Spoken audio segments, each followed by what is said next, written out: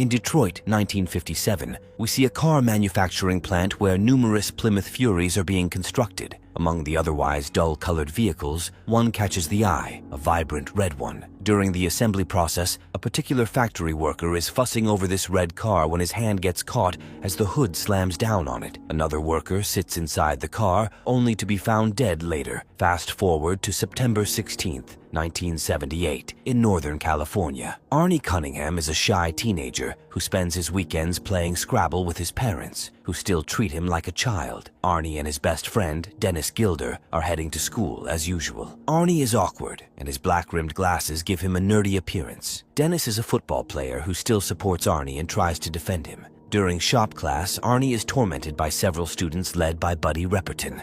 You want it? Come get it! Dennis attempts to stop the bullies, but Buddy crushes Arnie's lunch and also breaks his glasses. When both Arnie and Dennis report that Buddy had a switchblade when he taunted Arnie, it seems that the only consequence will be bad for Arnie, as Buddy threatens to get even soon. Arnie and Dennis start their way home. Arnie notices a used Plymouth Fury with a "for sale" sign. It seems to be the same car from the Detroit assembly line, but now it's dirty, run down, and falling apart. Despite this, Arnie becomes enamored with it. He immediately wants to purchase it. The owner, George LeBay, tells Arnie that he inherited the car from his late brother, Roland. George also reveals the car's name, Christine. Arnie drives Dennis home in his new car. When they arrive, Arnie's overbearing parents angrily reprimand him for spending his money on a car without consulting them, especially one in such poor condition. Arnie shouts that they never allowed him to have anything he truly desired and is determined to keep Christine. However, his parents refuse to let him park it in their driveway. Arnie decides to store it in a local junkyard garage run by a grumpy middle-aged man named Will Darnell. What is it about that car, huh? Over the following weeks, Arnie spends his free time after school working on Christine and also helps Mr. Darnell with his garage. One day, Dennis and some friends discuss a new student, Lee Cabot, and challenge Dennis to approach her in the library. Dennis accepts the challenge, but when he sits at Lee's table and asks her out, she tells him she already has a date. Dennis leaves embarrassed by the rejection and later goes to Arnie's house to talk, as they haven't spent much time together lately. There, Dennis notices a subtle change in Arnie. He seems more confident. Strangely, Arnie has stopped wearing his glasses. He doesn't want to talk to Dennis and quickly leaves to do some extra work for Darnell. His mother tries to stop him, but Arnie ignores her. She then speaks with Dennis, expressing concern about Arnie and his new car, as she has discovered that the previous owner took his life inside the car. Upon hearing this, Dennis visits George's house, and George recounts the story of his brother's obsession with Christine, even after his wife and daughter died in it. To make matters worse, the car mysteriously reappeared at George's house weeks after his brother's death. This information worries Dennis, and by the end of the day, he decides to check the car at the garage. When he arrives, he tries to enter, but as soon as he grabs the handle, the radio starts playing, and Dennis runs off before anyone sees him. The next morning, during a football game, Dennis is shocked to see Arnie drive Christine, now fully restored and gleaming, with Lee sitting next to him. Go! The sight of them together distracts Dennis, causing him to make a mistake on the field and get tackled hard. Days later, Dennis is now in the hospital with a broken leg and fractured neck. Arnie has come to check on him, and they resume their old friendship. Dennis reveals that, because of the accident, he will never play football again and almost become paralyzed. He also asks how Arnie managed to fix Christine so quickly, but Arnie simply says that he worked hard. The conversation shifts when Arnie mentions that he made his parents register the car in his name, or else he would drop out of school. Dennis notices how much Arnie's personality has changed, and something dark seems to be growing within him. Arnie continues dating Lee. One night, he takes her to a drive-in movie, where Lee confesses that she feels things are moving too fast in their relationship. She also says she feels uneasy around Christine. During the movie, one of Christine's windshield wipers becomes stuck, and Arnie steps out to fix it. As he does so, Lee chokes on a hamburger, and the car's doors lock themselves. Arnie can't get back in, and Lee has to save herself with the help of a passerby who performs the Heimlich maneuver. Arnie then drives Lee home. At her doorstep, she tells him she won't go near Christine again. She claims the car seems to be jealous of Arnie, as strange things happen whenever they are together. Also, only old songs play on the radio, and none of the local stations can be tuned in. Arnie dismisses this as her paranoia, promising they'll talk the next day. Arnie returns to Christine, but the car won't start. He tries to talk to her. It's all right.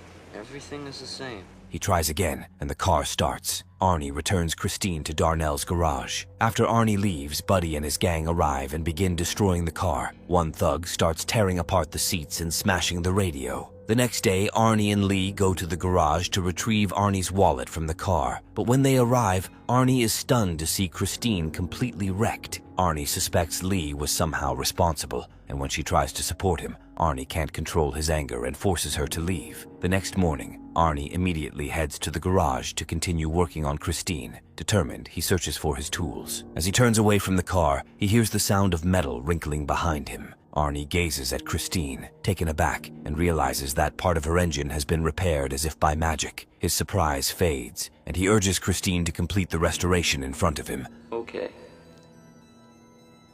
Show me.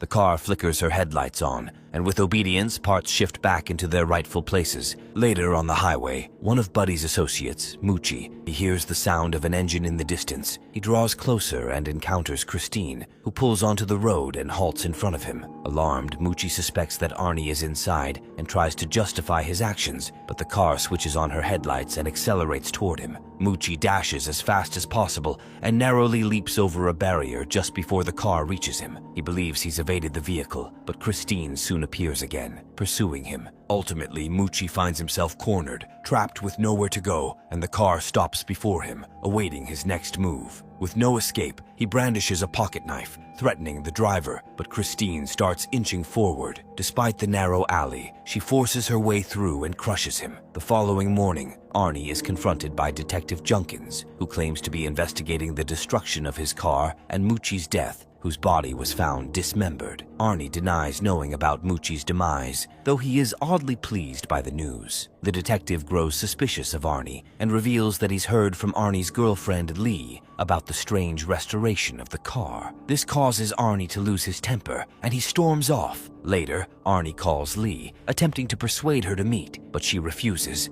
only deepening his fury. Well, fuck you, bitch!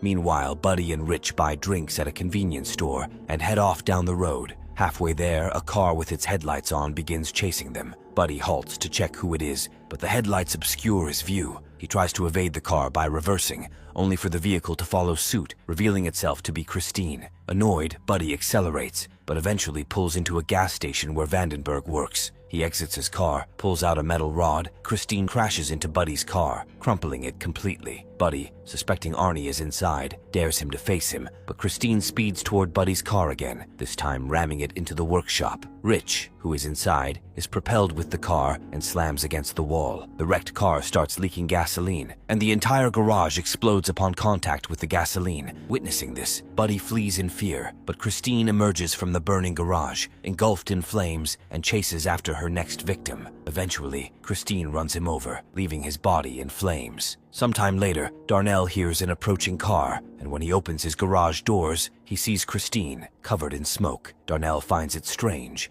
especially since Arnie had gone to do a job with his car. Armed with a shotgun, he approaches the vehicle to investigate. When he tries to open the door, it is unbearably hot. Using an old rag, he manages to pry it open, only to find no one inside. Christine takes advantage of this oversight, killing Darnell by crushing him slowly against the steering wheel. The next day, Arnie visits the garage and is met by several police cars. Inside, he encounters Detective Junkins, who informs him that Darnell was found lifeless inside the car. Strangely, it seems as though Darnell took his own life, as his gun was found with him in the vehicle. The detective also informs him of the deaths of Buddy, Rich, and Vandenberg. Guess nobody'd be trashing your car anymore. Meanwhile, Dennis returns home and receives a call from Lee, who insists on speaking with him. She comes over and shares her suspicions that the car is controlling Arnie, making him act violently and erratically. After the conversation, Lee leaves, but Arnie soon appears with Christine. He invites Dennis to take a drive, but Arnie's behavior is unsettling. He begins drinking excessively, speeds recklessly, and even lets go of the steering wheel, letting the car drive itself. Dennis, growing worried, repeats Lee's warning, but Arnie dismisses him, threatening that nothing and no one will come between him and Christine. To prove his point, Arnie accelerates to full speed